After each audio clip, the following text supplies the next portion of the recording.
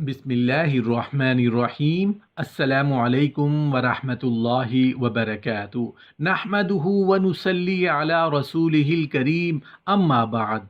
सजदे में आंखें बंद करना कैसा है? नमाज के दौरान सजदे में आंखें बंद करने वालों के साथ क्या होता है? मोहतरम नाजरीन, आज की इस वीडियो में हम आपकी तवज्जो एक अहम मसले की जानिब करवाएंगे कि क्या नमाज में आंखें बंद करना दुरुस्त है या नहीं, और किन हालात में आंखें बंद करने की इजाज़त दी गई है, और जो लोग नमाज के दौरान सजदे में आंखें बंद कर लेते हैं उनके साथ क्या होता है। उलमाए कराम ने इस हवाले से क्या दलाइल पेश किए हैं, इन सब सवालों के जवाब जानने के लिए वीडियो को आखिर तक ज़रूर देखिएगा। मोहतरम नाजरीन, दीन इस्लाम का दूसरा सतून नमाज है। कुरान पाक में जगह जगह ईमान के बाद सबसे ज़्यादा जिक्र नमाज कायम करने का है। नमाज बंदे को अपने रब के इतना करीब कर देती है कि इतनी कुर्बत किसी भी दूसरे अमल के ज़रिए और किसी भी दूसरी हालत में हासिल नहीं हो सकती। नमाज कायम करने की बदौलत ही मुसलमान अल्लाह की याद, उसका कुर्ब, उसकी हुजूरी, उसकी हम कलामी जैसी नेमतों से फैज़याब होता है। और सजदा जो नमाज में किया जाता है, ये ऐसी हालत होती है कि इंसान अपना माथा, अपनी पेशानी, जो कि इंसानी जिस्म का सबसे मोतबर हिस्सा है, अल्लाह के हुजूर में अपना माथा, अपनी पेशानी ज़मीन पर लगा देता है। अपनी पेशानी को ज़मीन पर क्यों लगाता है?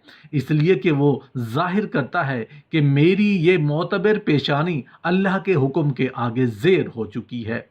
ये मेरे रब का हुक्म था कि अपनी पेशानी को सजदे में ज़मीन पर लगाओ। या अल्लाह, मैंने तेरे हुक्म की तामील की, मैं अकड़ा नहीं, मैं इतराया नहीं, मैंने अपने जिस्म का मोतबर हिस्सा तेरे हुक्म की खातिर झुका दिया। यही वजह है कि सजदे इंसान को अल्लाह का मुकर्रब बना देते हैं, अल्लाह की कुर्बत हासिल हो जाती है।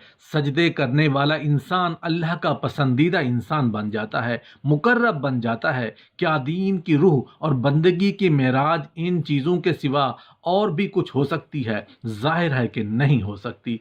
ईमान की जड़ों को नमी और ताजगी सिर्फ अल्लाह ताला की याद से ही मिलती है।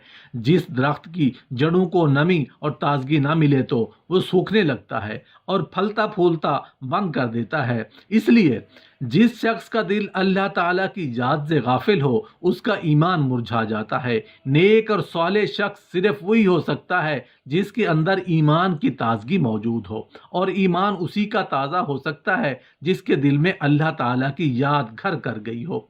नमाज की बहुत बड़ी अहमियत है। मुसलमान और काफिर में फ़र्क करने वाली नमाज ही है। नमाज यानी जो नमाज पढ़ता है वो मुसलमान है, और जो नमाज नहीं पढ़ता वो काफिर है। मोहतरम नाजरीन, सैयदा फातिमतुज़ ज़हरा रज़ियल्लाहु अन्हा ने कभी भी नमाज कज़ा नहीं फरमाई। ये हमारे ज़माने की औरतें कहती हैं कि घर में काम ज़्यादा होता है, थकावट हो जाती है, नमाज का टाइम नहीं मिलता, तिलावत का टाइम नहीं मिलता। एक मरतबा रसूलुल्लाह सल्लल्लाहु अलैहि वसल्लम अपनी बेटी सैयदना फातिमतुज़ ज़हरा रज़ियल्लाहु अन्हा के घर तशरीफ़ लाए। फातिमतुज़ ज़हरा रज़ियल्लाहु अन्हा नमाज पढ़ रही थी। खड़ी होने लगी तो नमाज के लिए धड़ाम से नीचे गिर पड़ी, फिर खड़ी होने लगी, फिर गिर पड़ी, फिर खड़ी हुई, फिर गिर पड़ी। 5 मरतबा गिरी। नमाज के बाद रसूलुल्लाह सल्लल्लाहु अलैहि वसल्लम ने अपनी जिगर गोशा से पूछा, बेटी क्या बात है? अर्ज़ किया, या रसूलल्लाह सल्लल्लाहु अलैहि वसल्लम, आपकी बेटी का 5 दिन से फाका है। सैयदना फातिमतुज़ ज़हरा रज़ियल्लाहु अन्हा, जो जन्नत की सारी औरतों की सरदार हैं, उनका ये हाल है। अपनी बेटियों बहनों को हज़रत फातिमतुज़ ज़हरा, हज़रत ज़ैनब रज़ियल्लाहु अन्हा के किस्से सुनाया करो ताकि उनका नमाज पर यकीन पैदा हो। ज़रा गौर से सुनना और याद रखना कि मस्जिदों में जो लाउड स्पीकर लगे हुए हैं, ये हमें पकड़वाएंगे। क़यामत के दिन उनकी वजह से बड़ी पकड़ होगी, इंसान का बड़ा नुकसान होगा। जितनी ज़्यादा आज़ान सुनते हो और मस्जिद में नहीं जाते, उतनी ही डबल गुनाह है। सुबह के वक्त में हर चीज़ उठती है, चरिंदे परिंद, छोटी मोटी तमाम मखलूक अल्लाह का नाम लेती है, اور یہ مسلمان سوئے پڑے ہوتے ہیں، آدھی رات تک گانے بجانے میں مشغول رہتے ہیں۔ حدیث پاک میں آتا ہے، قرآن کریم میں ہے کہ درختوں کے پتے بھی اللہ کا نام لیتے ہیں، پتھروں کے کنکر بھی اللہ کا نام لیتے ہیں، زمین آسمان کے درمیان میں سمندر کا قطرہ قطرہ اللہ کا نام لیتا ہے، دریا کا قطرہ قطرہ اپنے اللہ کو یاد کرتا ہے۔ اللہ کے ذکر سے اور نماز جیسے عظیم کام سے صرف انسان ہی غافل ہے۔ محترم ناظرین، ہم آپ کو نماز میں آنکھیں بند کرنے کے حوالے سے فقہا کی کیا رائے ہے وہ بھی بتائیں گے، لیکن اس سے پہلے ضروری ہے کہ رسول اللہ صلی اللہ علیہ وآلہ وسلم کی نماز کیسی تھی اس حوالے سے بات کی جائے، کیونکہ حدیث پاک کا مفہوم ہے کہ تم نماز ویسے ہی ادا کرو جیسے تم نے مجھے ادا کرتے ہوئے دیکھا ہے۔ تو ناظرین، اس لیے ضروری ہے کہ رسول پاک صلی اللہ علیہ وآلہ وسلم کی نماز کی حالت کے بارے میں جاننا چاہے۔ اللہ کے نبی یہ نماز کس طرح سے ادا کرتے تھے؟ اللہ تعالیٰ کے محبوب بندوں میں انبیاء کرام علیہ السلام، صحابہ کرام رضوان اللہ تعالیٰ علیہم اجمعین اور اولیاء کرام رحمت اللہ علیہ، اللہ تعالیٰ نے انہیں اپنی رحمت خاص سے نوازا اور انہیں مقام ابدیت سے سرفراز کیا۔ ان محبوب ہستیوں کی نماز میں بے پناہ محویت، خشوع و خضوع تھا۔ رسول اللہ صلی اللہ علیہ وآلہ وسلم اعلان نبوت سے پہلے بھی غار ہرا میں کافی عرصہ عبادت الہی میں مصروف رہے، مگر جب آپ صلی اللہ علیہ وآلہ وسلم نے اعلان نبوت فرمایا تو آپ صلی اللہ علیہ وآلہ وسلم کو نماز کا حکم ملا اور آپ صلی اللہ علیہ وآلہ وسلم اس پر کاربند ہو گئے۔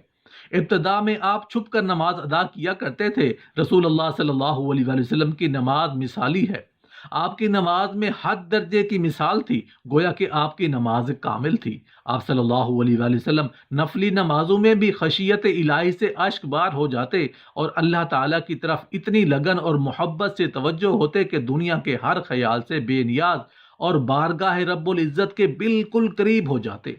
اللہ تعالیٰ کے حضور آپ صلی اللہ علیہ وآلہ وسلم جیسی کامل اور مقبول نماز نہ کوئی پڑھ سکا نہ کوئی پڑھ سکے گا۔ آپ تہجد پڑھا کرتے تھے اور شروع میں آپ صلی اللہ علیہ وآلہ وسلم پر نماز تہجد فرض تھی۔ اس کے کچھ عرصے کے بعد صبح و شام آپ صلی اللہ علیہ وسلم نے 2 رکعتیں پڑھنا شروع کر دی۔ اس کا ذکر قرآن پاک میں یوں ہوا، صبح و شام اپنے پروردگار کا نام یاد کیا کرو اور رات کے وقت دیر تک اس کو صدا کیا کرو، اس کی تسبیح کیا کرو۔ مفسرین کا کہنا ہے کہ رات کو اٹھ کر دیر تک نماز پڑھنے کا حکم 1 سال تک باقی رہا۔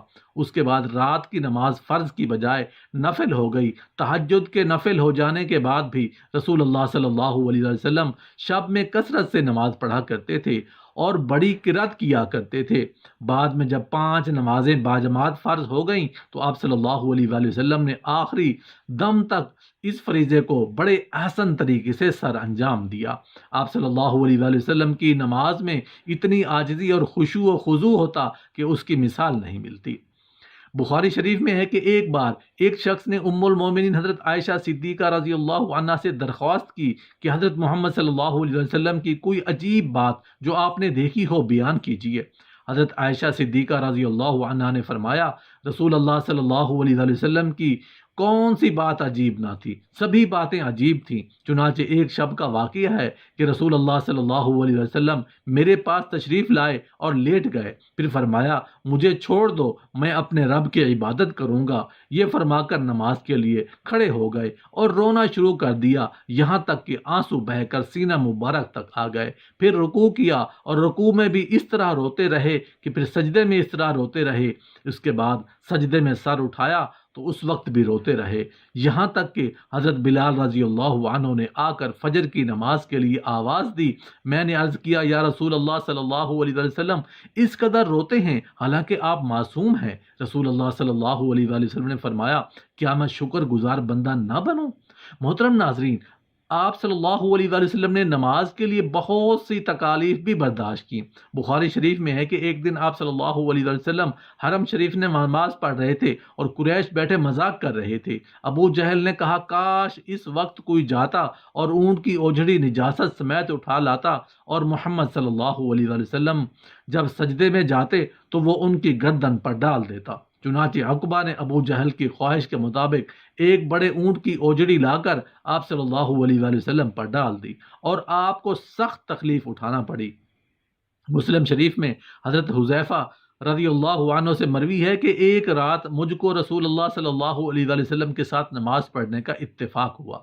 رسول اللہ صلی اللہ علیہ وآلہ وسلم نے سورہ بقرہ شروع کی۔ میں نے سمجھا آپ 100 آیتوں تک پڑھیں گے، لیکن جب آپ اس کو پڑھ کر آگے بڑھے تو میں نے دل میں کہا شاید آپ پوری صورت ایک ہی رکعت میں ختم کرنا چاہتے ہیں۔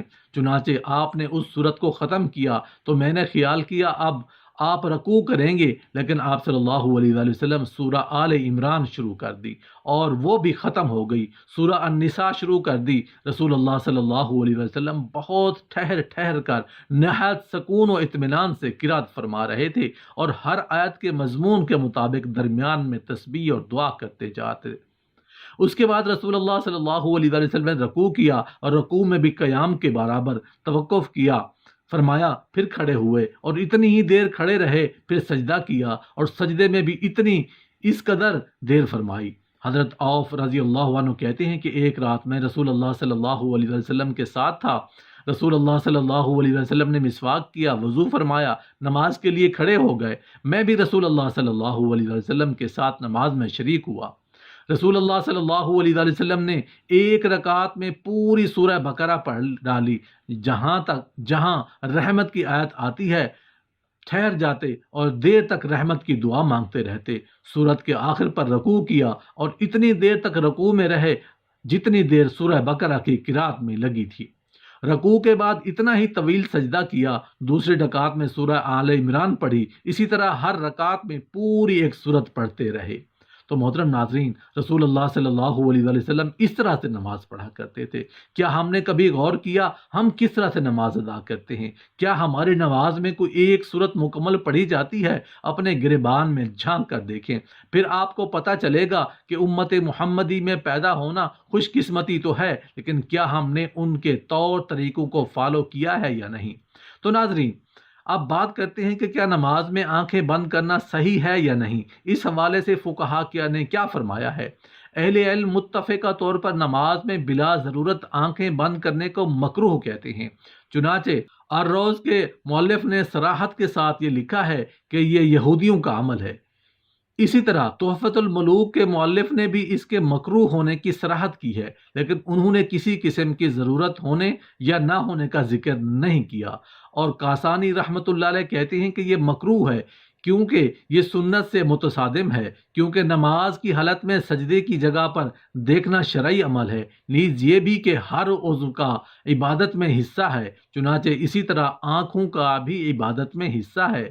مراقی الفلاح کے مؤلف نے نماز کے دوران آنکھیں بند کرنے کو مکروہ کہا ہے، تاہم کہیں مصلحت کا تقاضا ہو تو جائز ہے۔ بلکہ انہوں نے یہ بھی کہا کہ بسا اوقات آنکھیں بند کرنا آنکھیں کھولنے رکھنے سے بہتر ہوگا۔ امام عاص بن عبدالسلام رحمۃ اللہ علیہ نے اپنے فتویٰ میں ضرورت کے وقت آنکھیں بند کرنے کی اجازت دی ہے۔ اگر اسے نماز میں خشوع زیادہ پیدا ہونے کا امکان ہو تو آنکھیں بند کی جا سکتی ہیں، جبکہ ابن قیم رحمۃ اللہ علیہ نے زاد المیعاد میں صراحت کے ساتھ لکھا ہے کہ اگر آنکھیں کھول کر رکھنا ضروری ہے اور اگر آنکھیں بند کر کے رکھنے سے زیادہ خشوع پیدا ہوگا، مثلا کوئی ایسے نقش و نگار یا کوئی اور چیز موجود ہے جس سے خشوع میں خلل پیدا ہوتا ہے، تو پھر قطعی طور پر مکروہ نہیں ہے، بلکہ ایسی صورت میں آنکھیں بند کرنے کو مستحب کہنا مقاصد شریعت سے مکروہ کہنے کی نسبت قریب تر ہے۔ تو ناظرین، فقہا کے فرمان کے مطابق ہم نے دیکھا کہ کیا نماز کے دوران آنکھیں بند کی جا سکتی ہیں یا نہیں۔ بہرحال بہتر یہ ہے کہ آنکھیں کھول کر نماز پڑھی جائیں، کیونکہ نماز پڑھنے کے دوران سجدے کی جگہ پر دیکھنا ضروری ہے۔ ناظرین، آخر میں اللہ تعالیٰ سے دعا ہے کہ اللہ تعالیٰ ہمیں دین کی سمجھ عطا فرمائے، ہماری نمازوں میں خشوع خضوع پیدا فرمائے، جس طرح رسول اللہ صلی اللہ علیہ وآلہ وسلم نے زندگی گزاری ہے انہی کے نقش قدم پر چلنے کی توفیق عطا فرمائے۔ ہم رسول اللہ صلی اللہ علیہ وسلم پر سنتوں پر عمل کرنے والے بن جائیں، ہمارا جینا مرنا رسول اللہ صلی اللہ علیہ وسلم کی اتباع میں گزرے، ہم رسول اللہ صلی اللہ علیہ وسلم کے سچے پکے امتی بن جائیں۔ یا اللہ پاک ہمارا خاتمہ ایمان پر فرمانا، آمین یا رب العالمین۔